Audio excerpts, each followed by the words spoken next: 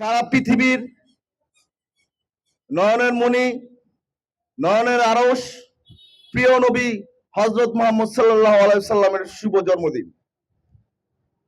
আজকে এই জন্মদিন উপলক্ষে জাকির খান মুক্তি পরিষদের কর্তৃক আয়োজিত ফতুল্লা থানা অন্তর্গত কায়েমপুর এলাকায় আজকে দোয়া মিলাদ মাহফিল অনুষ্ঠানের সম্মানিত প্রধান অতিথি জাকির খান মুক্তি পরিষদের সম্মানিত সফল আহ্বায়ক জনাব সলিমুল্লাহ কলিম সেলিম ও আজকের এই অনুষ্ঠানের সম্মানিত আমন্ত্রিত অতিথি নারায়ণগঞ্জ সদর থানা বিএনপির সাংগঠনিক সম্পাদক বন্ধুবর জনাব লিঙ্কন খান ও আজকের অনুষ্ঠানের সম্মানিত বিশেষ অতিথি প্রিয় বড় ভাই জাকির খান মুক্তি পরিষদের অন্যতম সফল যুগ্ম আহ্বায়ক জনাব ফরিদ আহমেদ ও নারায়ণগঞ্জ জেলা বিএনপি ও বিভিন্ন অঙ্গ সংগঠনের ও কায়েমপুর অত্র এলাকার সকল মুরব্বিয়ান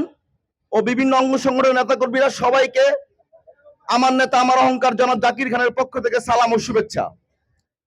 প্রিয় উপস্থিতি, আপনারা জানেন এই বাংলাদেশের মানচিত্রটাকে, এই স্বাধীন দেশটাকে একটি ফ্যাসিস্ট সরকার, একটি ফ্যাসিস্ট মহিলা যার একক কর্তৃত্বে এই দেশটাকে চেটে পুটে ধ্বংস করে ফেলেছে।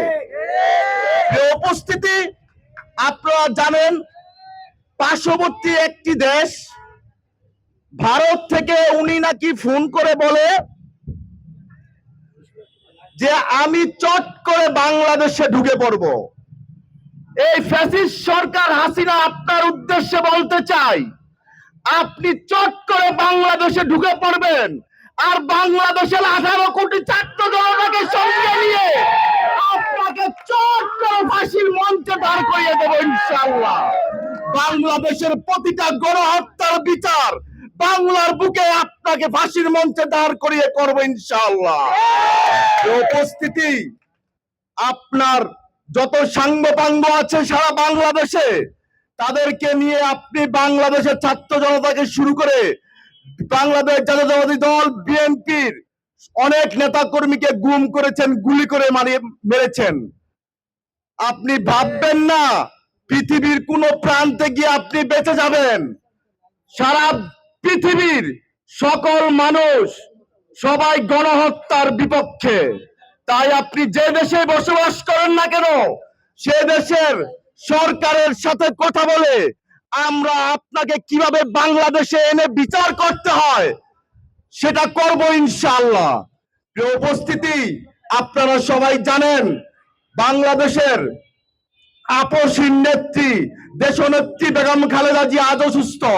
আপনারা সবাই জানেন নারায়ণগঞ্জ আপামর জনসাধারণের নেতা আমার অহংকার জনাব জাকির খান আজকে দীর্ঘদিন কারাবাসের কারণে অসুস্থ অবস্থায় বন্দী আছেন।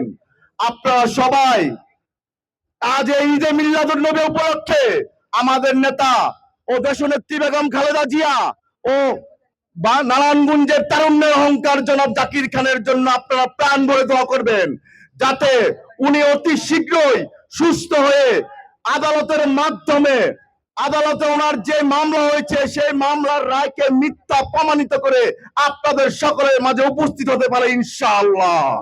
প্রিয় উপস্থিতি, আজকে বেশি কথার সময় নেই, তাই বলছি আপনাদের সবার কাছে আবারও আমার নেতা আমার অহংকার জনাব জাকির খানের কারাবন্দী দশা থেকে মুক্ত করে ও তার শারীরিক অবস্থার সুস্থতা কামনা করে এখানে আমি আমার বক্তব্য শেষ করছি। বাংলাদেশ জিন্দাবাদ, বাংলাদেশ জাতীয়তাবাদী দল জিন্দাবাদ, দেশনেত্রী বেগম খালেদা জিয়া জিন্দাবাদ, শহীদ জিয়া অমর হোক, তারুণ্যের অহংকার তারেক রহমান জিন্দাবাদ, আমার নেতা আমার অহংকার জনাব জাকির খান জিন্দাবাদ জিন্দাবাদ।